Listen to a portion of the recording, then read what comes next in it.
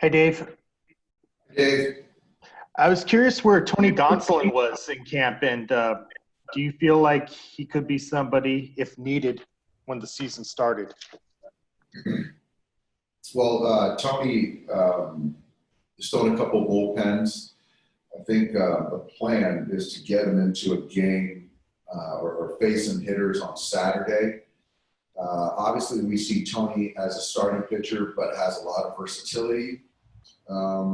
Anything can happen. We haven't set our roster yet, but I certainly see Tony of huge value for us in some capacity, throughout the season. Do you see Walker Bueller pitching in any of the three exhibition games?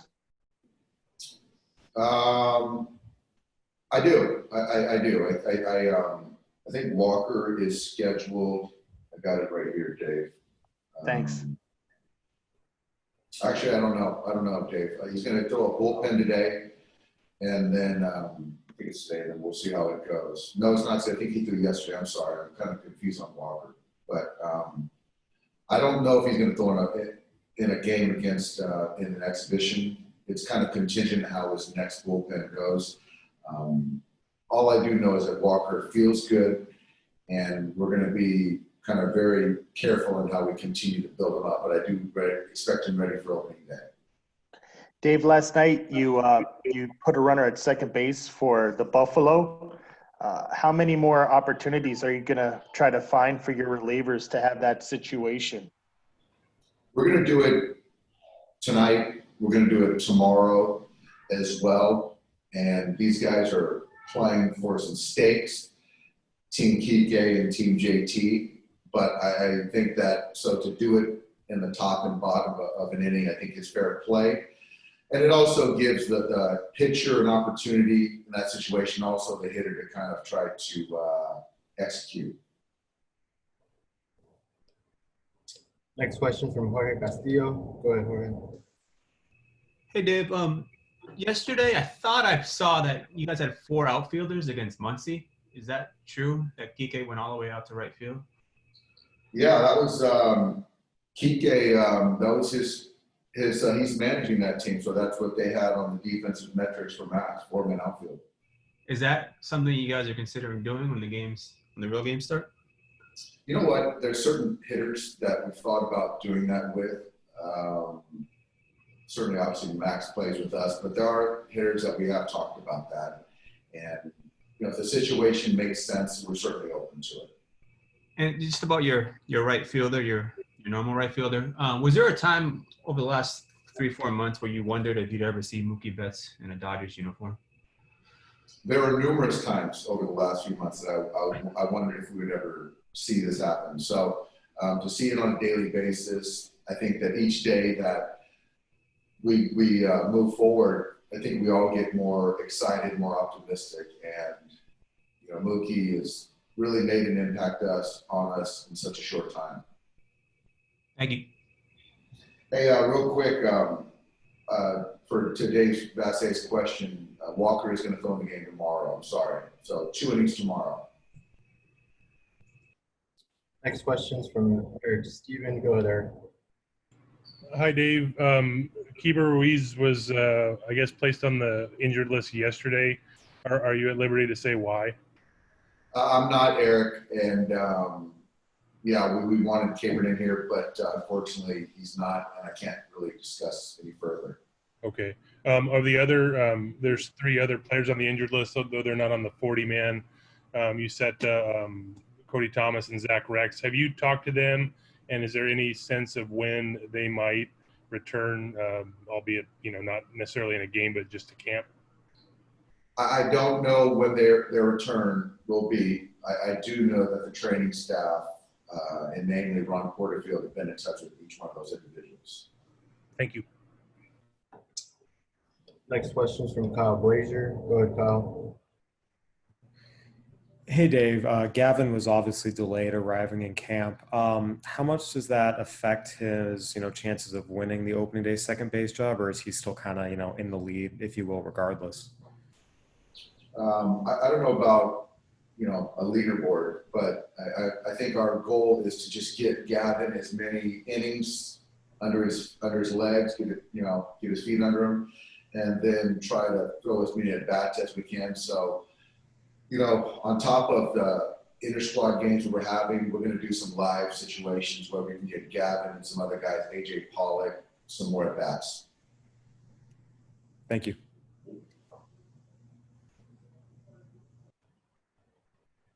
Next question is from Bill Plunkett. Go ahead, Bill.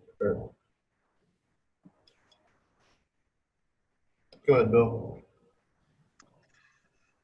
Hey, Dave. I see you've got your In This Together t-shirt on, and the team just released a video.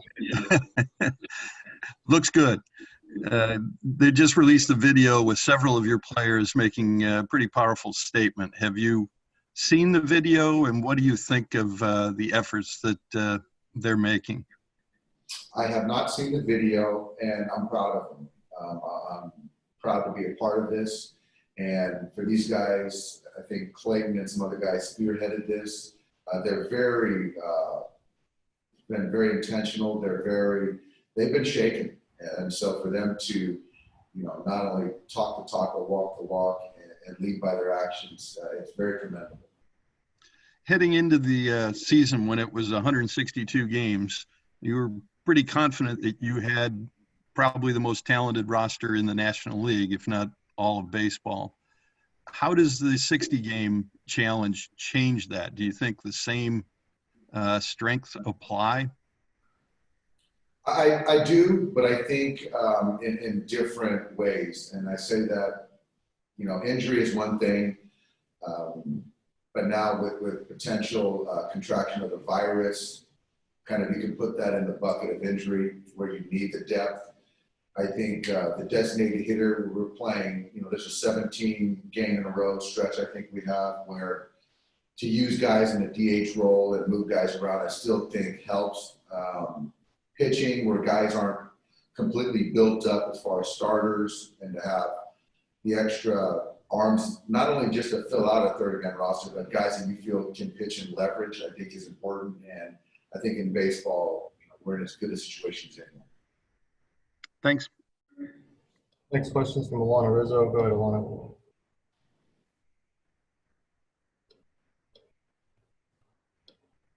Go ahead, Alana. I apologize if you've been asked this already. Just your opinion on how much more it seemed like a real game yesterday with, the PA announcer, Dieter Rule, DJ Severe, crowd noise, all that jazz. I'll tell you, I think our guys have handled this whole thing really well. But last night it did feel that vibe, the environment was much more heightened. And yeah, as you mentioned, all those guys love DJ Severe and obviously Dieter and the PA and the noise being piped in. I think that they were kind of every other inning trying to figure out which one played better. But to a man, guys really enjoyed it. It was fun.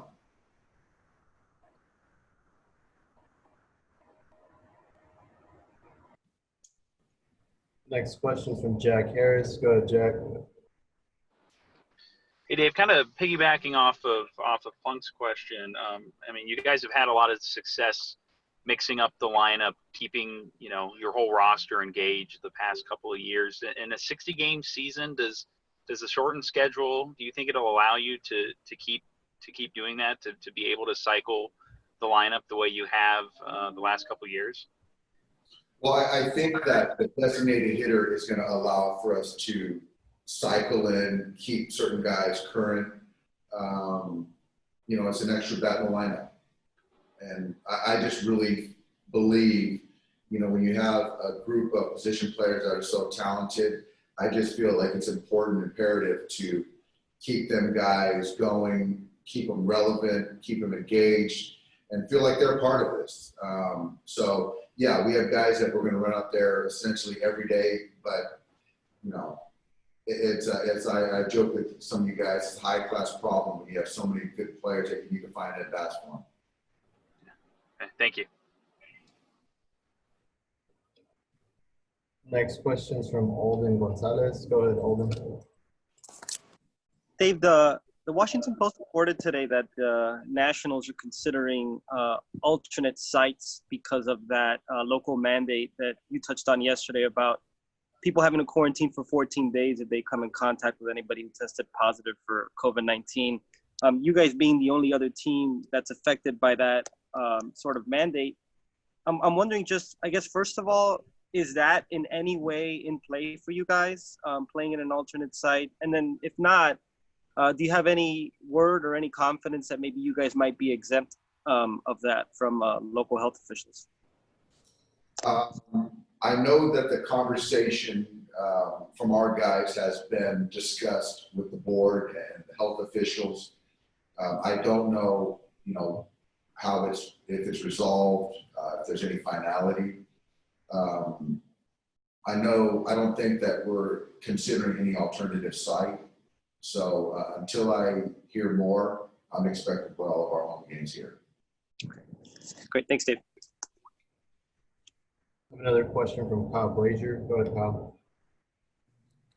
Dave, with rosters expanded to 30 to open the season, plus the addition of the DH in the National League, has Edwin Rios, with his performance, kind of, upped his chances for playing time in your eyes?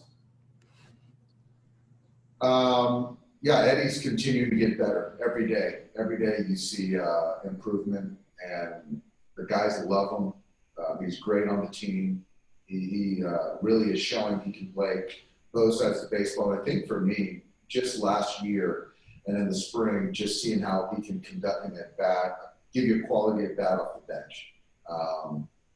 So certainly with the expanded rosters, his chances for breaking with us certainly increased. And I think for us, it's just the message to him is just keep getting better each day, and it'll take care of itself. Thank you. Question from Ron Cervenka. Go ahead, Ron. Yeah, Doc, just a couple of real quick bullpen questions. Do you like what you've seen from Adam Cleric thus far, especially against right-handed hitters? And the other one, even though he's only 21, do you see Graterol perhaps a legitimate shot at making your opening day roster?